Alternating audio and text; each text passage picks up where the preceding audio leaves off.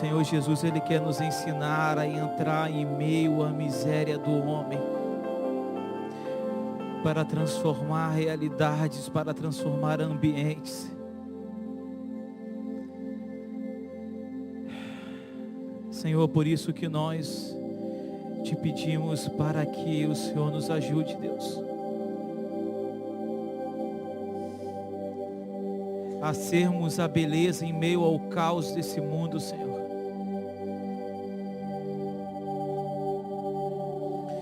Ajuda-nos, Senhor, a trazer beleza em meio ao sofrimento.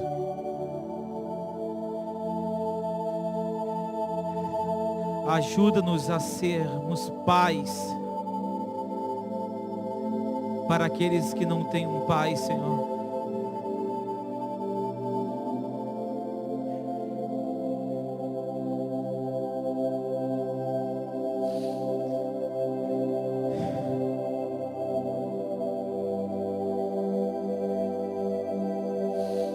O pouco que a gente tem pode ser muito para aqueles que não têm nada.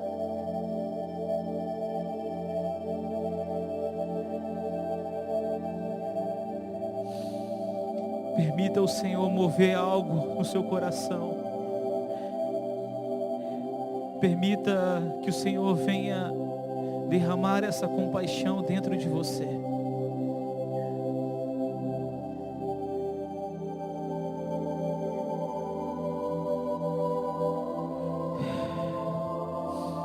A compaixão gera o serviço para a glória de Deus. João, no capítulo 5, ali está contando uma história que Jesus estava passando num tanque chamado Betesda.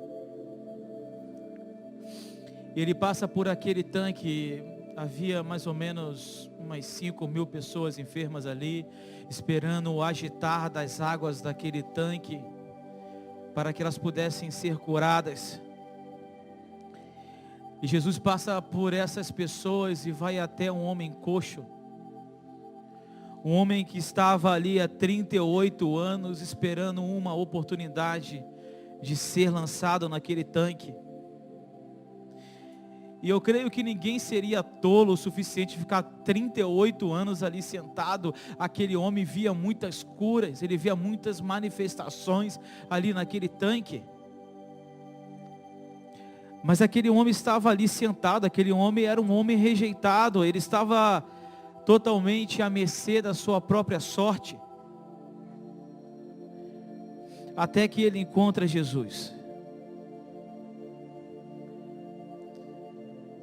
Jesus escolheu ouvir o que o Pai queria naquele momento, e o que o Pai queria falar naquele momento era sobre a vida daquele homem coxo. Mas aquele homem, ele tinha uma grande expectativa, porque do seu lado ou em frente, eu não sei, mas estava ali um tanque onde tinha um tratamento grátis. Ali naquele tanque, ele tinha a cura da sua vida.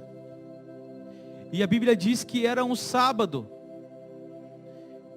E Jesus pergunta para aquele homem o que ele quer, e aquele homem falou assim: eu só preciso que alguém me dê uma mão para me jogar naquele tanque. E ele explicou a Jesus que não tinha ninguém que poderia ajudá-lo a entrar naquelas águas quando ela se agitava. O clamor daquele homem era um clamor de milhares de pessoas. Só que aqueles que estavam próximo do tanque, eles tinham condição de estar naquele tanque. De repente tinha pessoas que estavam ali pela terceira vez, e pela terceira vez eles passavam por aquele homem coxo que não conseguia chegar até naquele tanque. Jesus então manda aquele homem que estava há 38 anos ali pegar a sua maca e andar.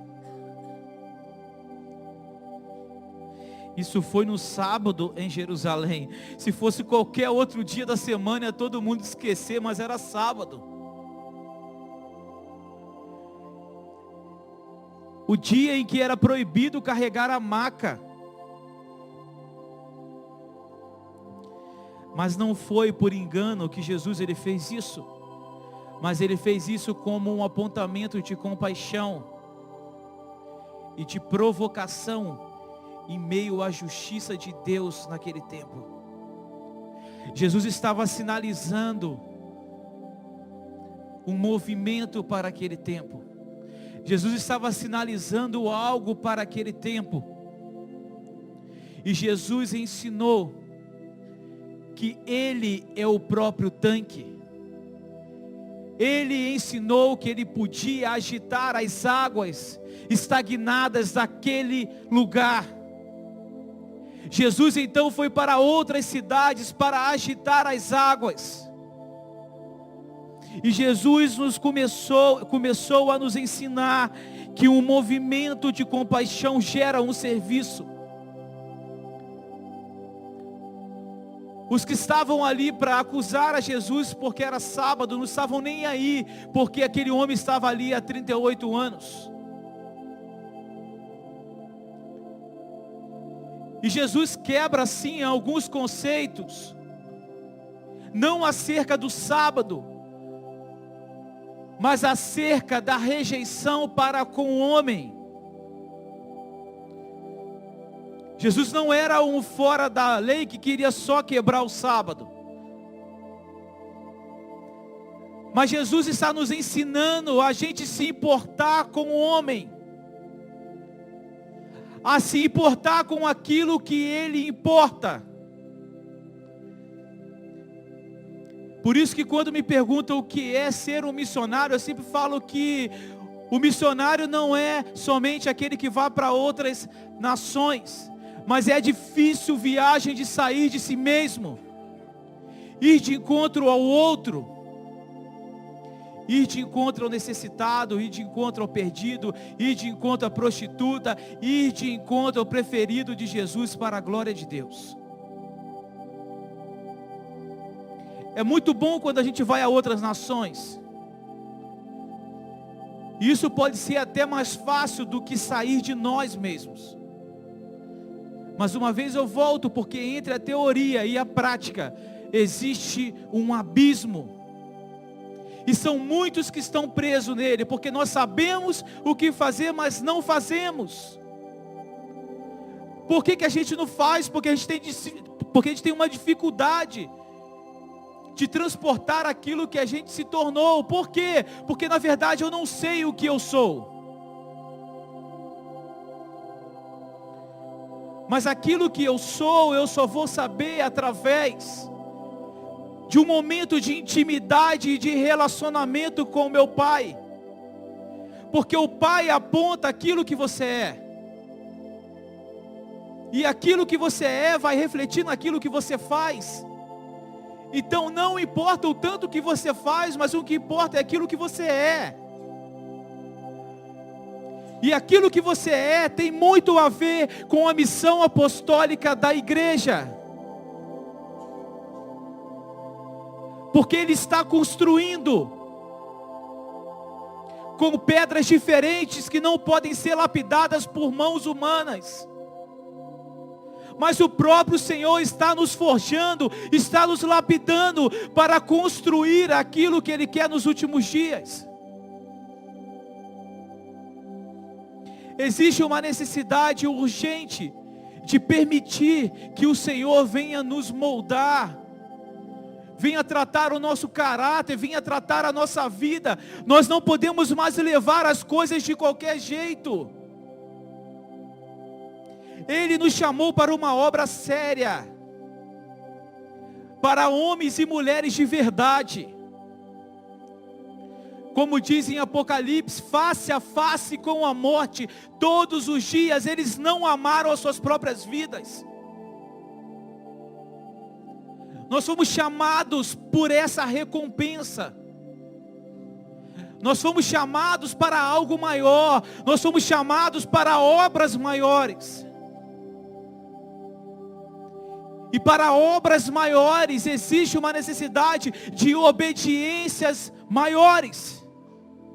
Um nível de entrega maior. Porque como eu tenho que me portar diante disso? Eu tenho que obedecer. Porque a escada de sucesso do mundo é quanto mais você sobe, mais você aparece. Mas a do reino de Deus é totalmente diferente. Você desce, você desce, você desce. Quando você desaparece, Ele aparece. E o que importa é que Ele apareça. O que importa é que Ele seja glorificado. O que me importa, porque não é sobre nós, mas é aquilo que Ele quer fazer na criação. E aquilo que Ele quer fazer, Ele quer usar as nossas vidas para esse fim, que na verdade não é o fim.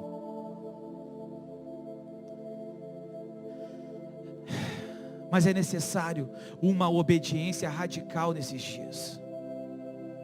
É necessário a gente entender a quem nós servimos, porque quando eu olho para Ele, eu me torno semelhante a Ele. O salmista, ele fala que nós nos tornamos semelhantes àquilo que nós adoramos. Se eu adoro a Ele, se eu contemplo Ele, eu preciso ser parecido com Ele. Porque quando eu sou parecido com Cristo, eu transporto Cristo. Porque a palavra ide significa eu transportar aquilo que eu carrego, aquilo que eu me tornei. Nós temos que fazer jus a esse nome de cristãos, que significa pequenos cristos. A manifestação da glória de Deus, ou a esperança da glória de Deus, para esse mundo que está um caos. Para esse mundo que está um caos. Parece que nesses dias, de alguns anos para cá, parece que Deus colocou a mão no mundo e começou a mexer tudo. Ele começou a espalhar as nações. Há 2 semanas atrás eu estava em Colombo, no Paraná, fazendo uma devocional junto com algumas pessoas, e tinham alguns sírios ali que moravam em Alepo, lugar onde que nós não podemos entrar hoje. Mas parece que Deus está misturando as ações. Parece que Ele está fazendo algo muito louco, um chacoalhar grande no mundo, para que o propósito dele seja cumprido na terra. E nós estamos vivendo nesse momento ímpar, histórico, que eu não queria ter nascido em outra época, eu queria ter nascido nessa época mesmo. Porque é um privilégio participar desse movimento, nesse momento histórico em que nós estamos vivendo hoje, na história da igreja do Senhor.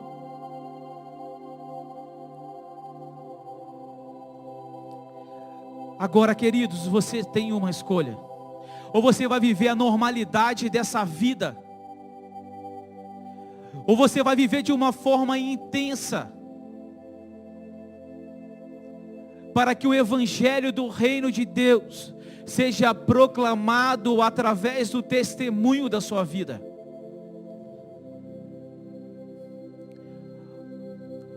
Ou você vai casar, você vai ter os seus filhos,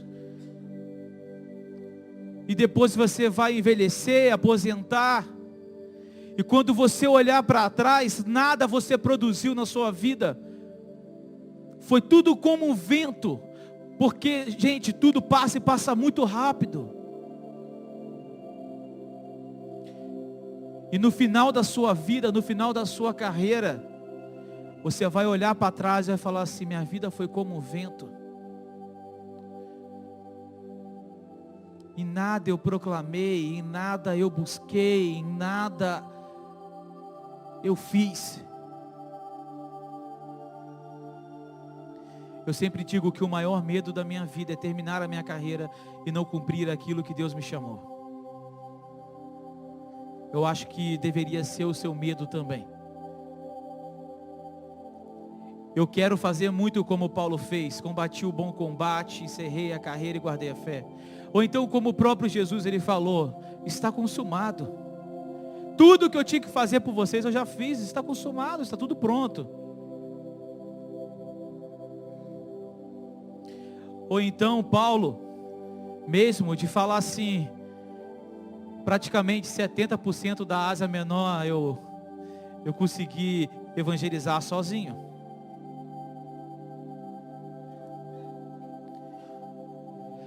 O evangelho desses últimos dias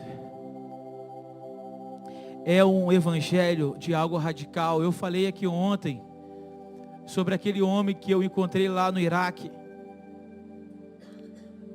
Um homem que eu olhei, eu não dava nada por aquele homem. E aquele homem, ele me ensina sobre algo que estava muito longe daquilo que eu pensava. Que o evangelho dos últimos dias será de uma forma muito mais intensa que eu pensei. Muito diferente do Jesus louro de olhos azuis. Mas como aquela imagem de Apocalipse, aonde o pastor Aldair aqui falou, onde que o Michel falou, onde que o Fábio falou. O Jesus de vermelho. E que não é da CUT nem é do PT. Mas o Jesus que veio para convergir todas as coisas nele.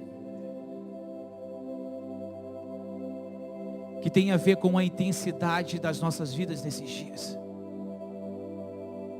Por isso que o que está pairando sobre nós aqui nessa manhã se chama temor. Por isso que está pairando sobre nós é temor. Temor de sermos cumpridores.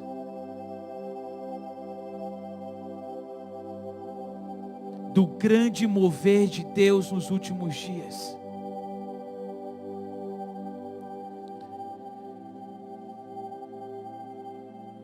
A igreja do Senhor continua sendo santa. A igreja do Senhor continua sendo universal e apostólica.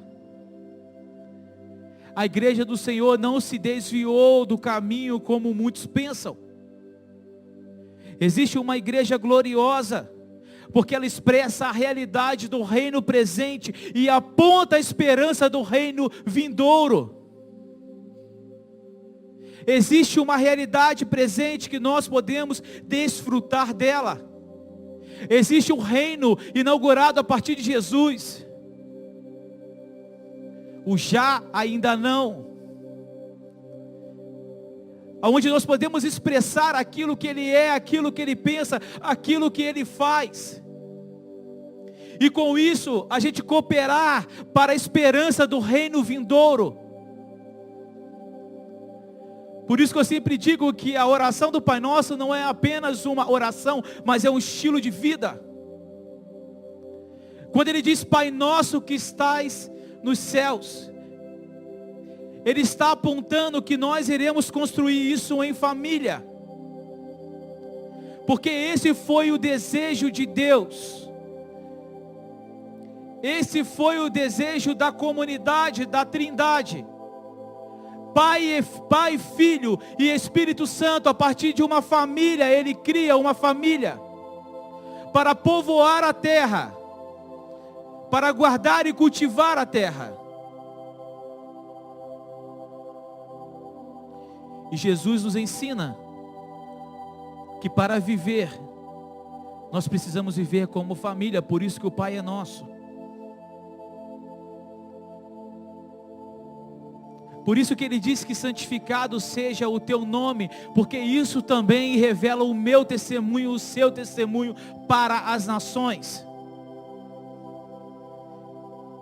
Eu posso santificar o nome de Deus através do testemunho, porque Ele é santo. Porque as nações precisam conhecer aquele que é santo. Uma vez estava acontecendo uma ceia. Então foram servindo o pão, foram ali servindo o vinho.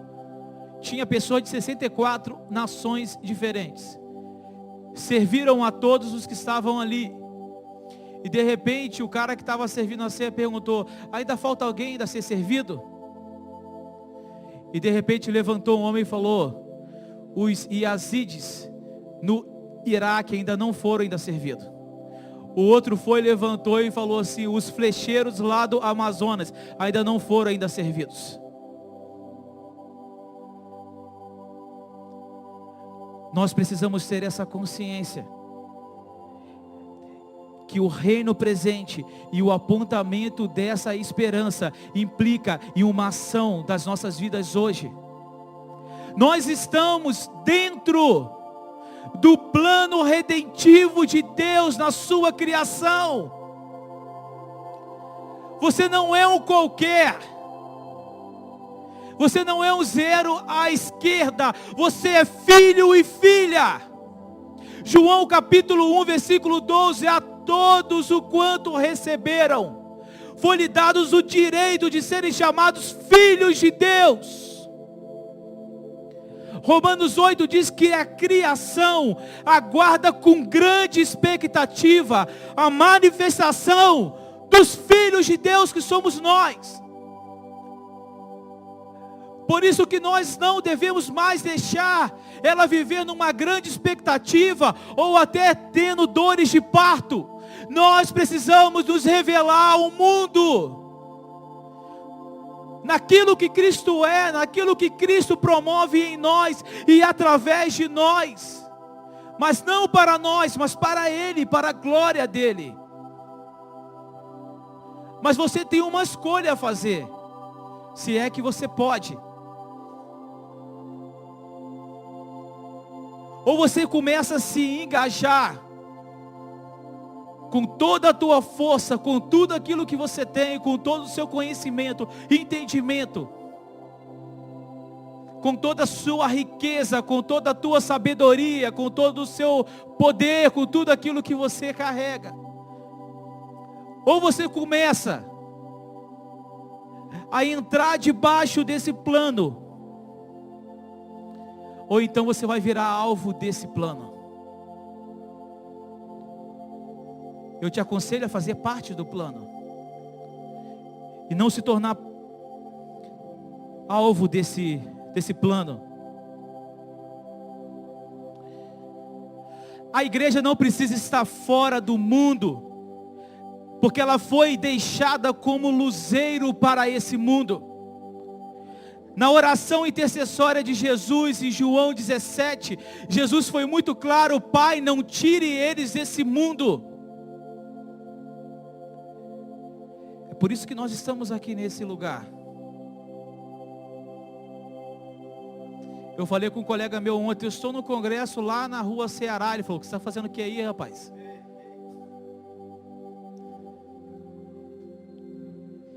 Eu falei com ele: rapaz, você não está sabendo de nada, esse lugar ele vai à falência por causa do povo de Deus.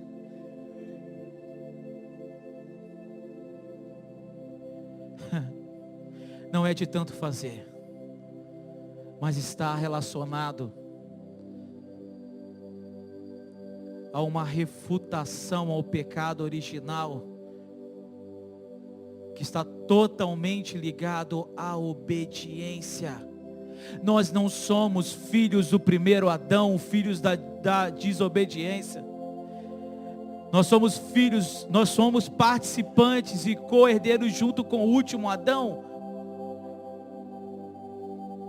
Nós somos filhos da obediência, aqueles que ouvem a voz de Deus. Por isso que o movimento de oração e o movimento missionário, eles vão caminhar juntos nos últimos dias, entrelaçados, ligados. Porque nós ouvimos e nós agimos, mas não na nossa experiência, não na nossa expertise, não em cima de biografias, mas em cima daquilo que nós nos tornamos, através daquilo que nós ouvimos e daquilo que nós vemos. Isso é muito sério. Isso é muito sério. Eu creio nesse grande avivamento na realidade. de um crescimento no movimento de oração. Eu creio nessa realidade, num grande movimento missionário, muito mais intenso nos dias do movimento moraviano.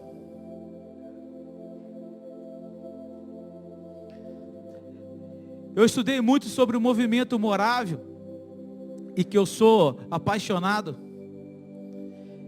E uma das histórias que eu li num livro que um amigo trouxe para mim lá da Alemanha, isso, sei lá, uns 13 anos atrás eu li isso, a primeira vez. E esse livro ele conta que tinha uma menina de 15 anos, que essa menina entrava numa capela queimava e numa capela queimada, e ela ajoelhava e clamava ao Pai: Senhor, aviva essa terra, aviva o meu povo, move algo diferente na minha nação, move algo diferente dentro de mim, Senhor. Clamamos o seu reino. Eu não sei se essa foi a oração dela, mas é a minha agora.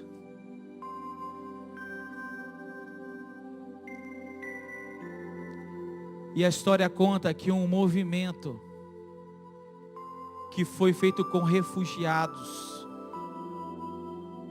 um movimento que começou de joelhos, ele deu continuidade de joelhos, e ele continua de joelhos, porque o movimento, a inclinação morável ainda não terminou. Foram 100 anos de oração, 24 horas por dia, 7 dias por semana. E através desse movimento intenso de oração, surge o maior movimento missionário de todos os tempos. Até hoje não teve nenhum outro movimento que bateu o movimento dos moravianos. Eles enviaram mais missionários para o mundo todo naquela época, que todas as igrejas reunidas naquele tempo. Imaginou isso? Conta-se a história, além daqueles 2 jovens, que foram para uma ilha lá na Índia, que gritaram, para que o cordeiro receba a recompensa do seu sofrimento. Teve uma história que me marcou mais, que é de um homem que fazia vasos. Um homem de aproximadamente 60 e poucos anos.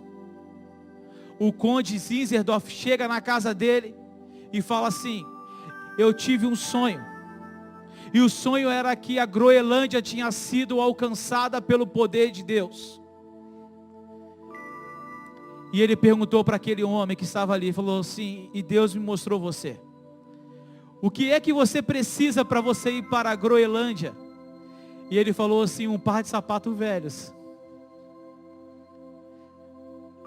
O conde falou, segundo a história, que ele pegou o cavalo e foi na casa dele buscar um par de sapatos velhos. Quando ele chega lá, na casa daquele homem, tinha uma placa escrito: a Groenlândia não pode mais esperar o meu par de sapatos velhos. Aquele homem rasgou o chão. A história diz que por onde aquele homem passou, 70% das pessoas se renderam ao Senhor Jesus. Por onde ele não passou, por onde o testemunho dele chegou, 50% das pessoas entregaram a vida ao Senhor Jesus. E conta-se que houve um avivamento na Groenlândia. Eu não sei qual é a desculpa que você está dando ainda para assumir o seu posto na missão de Deus. Entende só, Deus é soberano, sim, Ele é, mas Ele deu responsabilidade para os homens. Ele deu um posto de trabalho para cada um homem, para que você não fosse totalmente a parte do plano dele, mas para que você fosse inserido em meio àquilo que ele está fazendo em todo o mundo.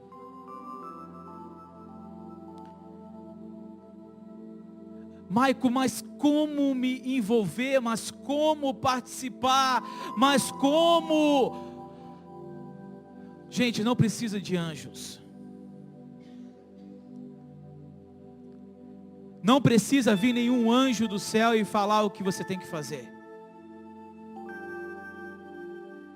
Tudo aquilo que foi dito por Jesus é verdade.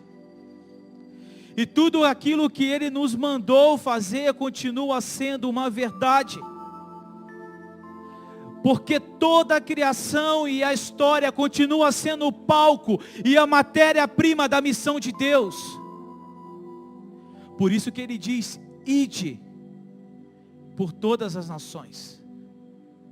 Portanto, ide e façam discípulos de todas as nações, batizando-os em nome do Pai, do Filho e do Espírito Santo, ensinando a observar tudo o que eu vos tenho ordenado, e eis que estarei com cada um de vocês todos os dias, até a consumação dos séculos. Como o movimento apostólico genuíno, a igreja tem a chave da história, interpretando a missão de Deus para o mundo.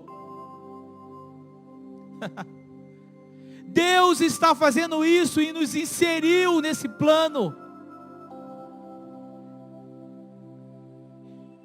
Se todos os cristãos entendessem isso, tudo seria diferente.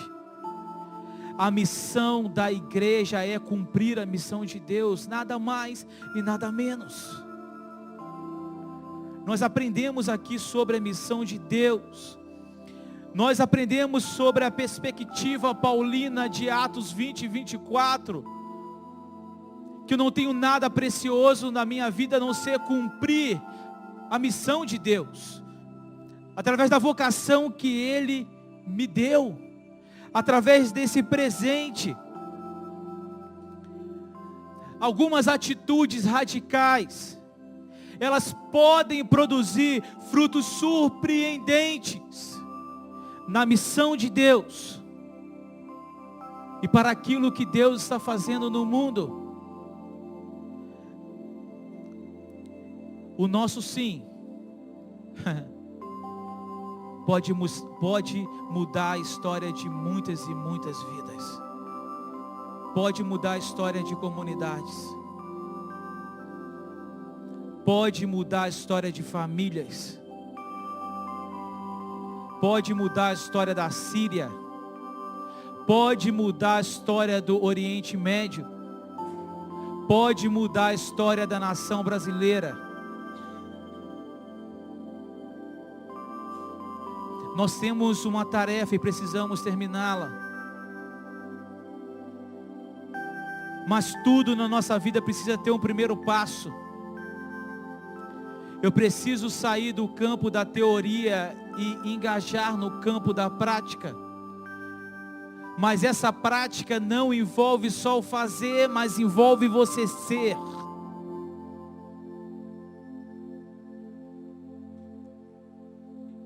E quando eu entendo o que é o ser, eu entendo a minha vida sacerdotal. Eu entendo aquilo que foi profetizado lá no Salmo 110. Que todos serão sacerdotes para sempre. Eu entendo o cumprimento disso em Hebreus 5 a Hebreus 7. Eu entendo aquilo que Pedro falou sobre o sacerdócio real, sobre ser propriedade exclusiva de Deus. O único direito que eu não tenho é de rejeitar aquilo que eu sou. Como foi falado aqui ontem, que você perca o direito de querer ser outra coisa além daquilo que você tem que ser. Nós abrimos mão disso. Eu não tenho escolha sobre a minha vida, porque eu não sei o que fazer com a minha própria vida. Por isso que Deus enviou um Salvador ao mundo, para te salvar de você mesmo e da ira vindoura. Porque você não sabe o que fazer com a sua própria vida. Até para não cair, você depende dele. Jesus nos ensinou isso. E não nos deixe cair em tentação, mas livra-nos do mal.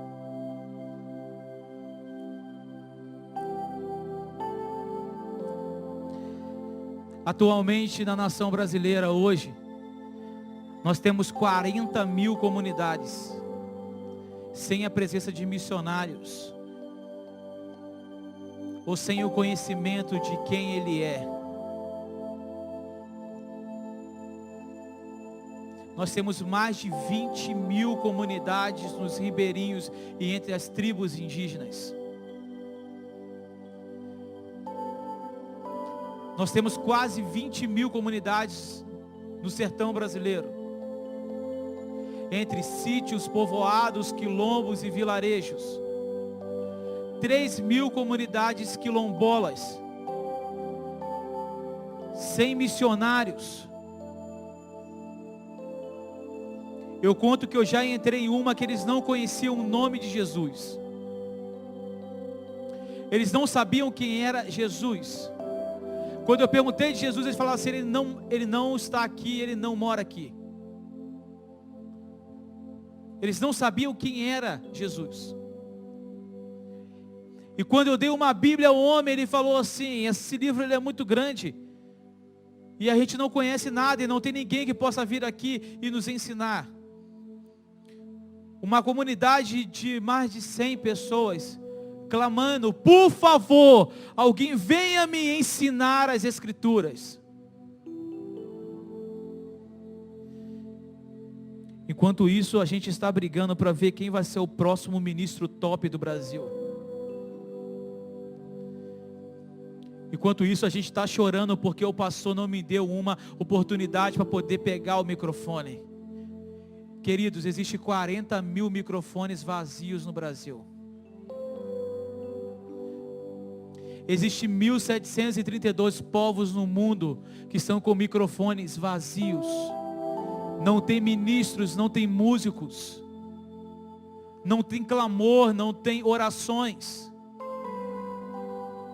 Tem 1.732 lugares no mundo para a gente plantar casas de oração. Em meio ao caos. Porque eu entendo que as casas de oração têm que ser plantadas em meio ao caos. Porque ela é uma sinalização de Deus.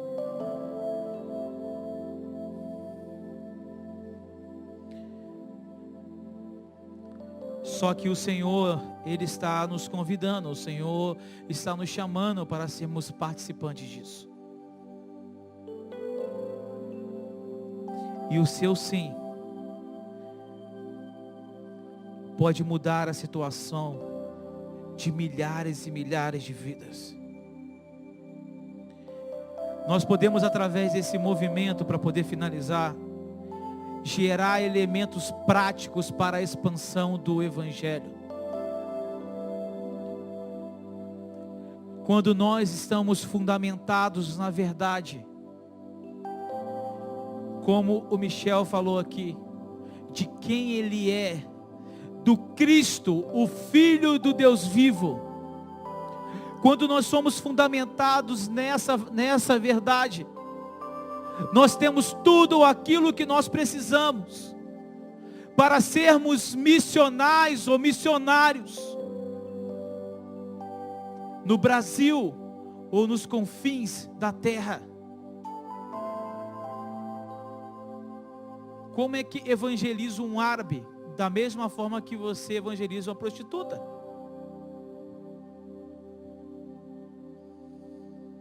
Como é que eu curo um afegão? Da mesma forma que você cura um sertanejo.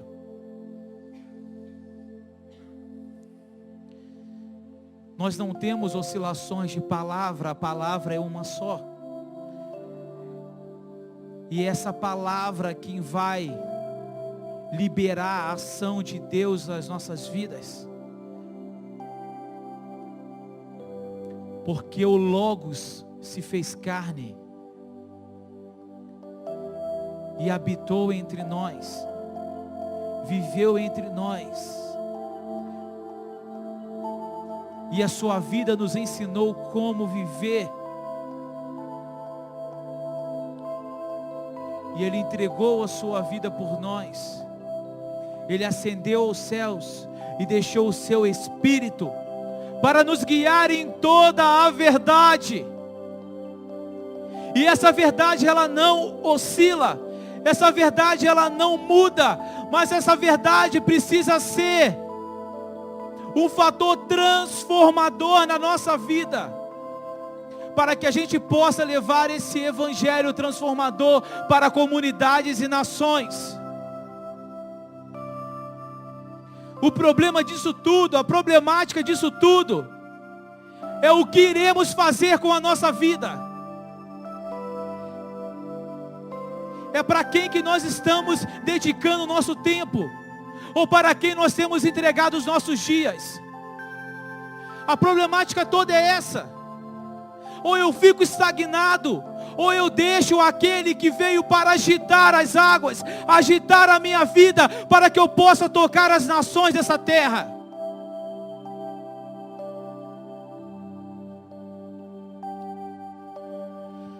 Eu oro para que o Senhor venha bagunçar a nossa vida.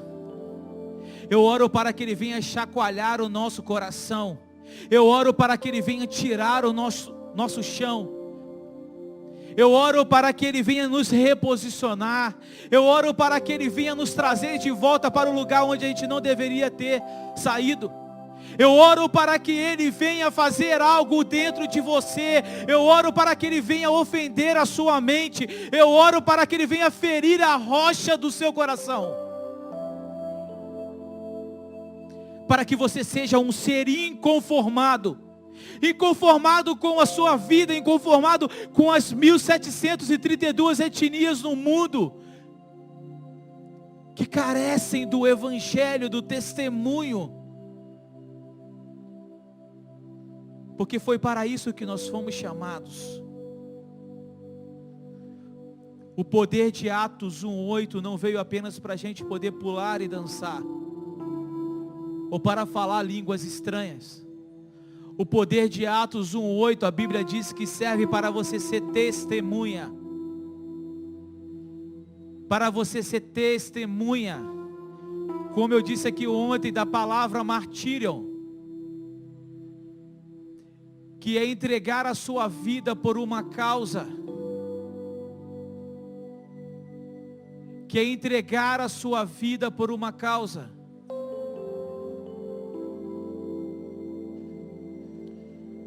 Feche os seus olhos no nome de Jesus.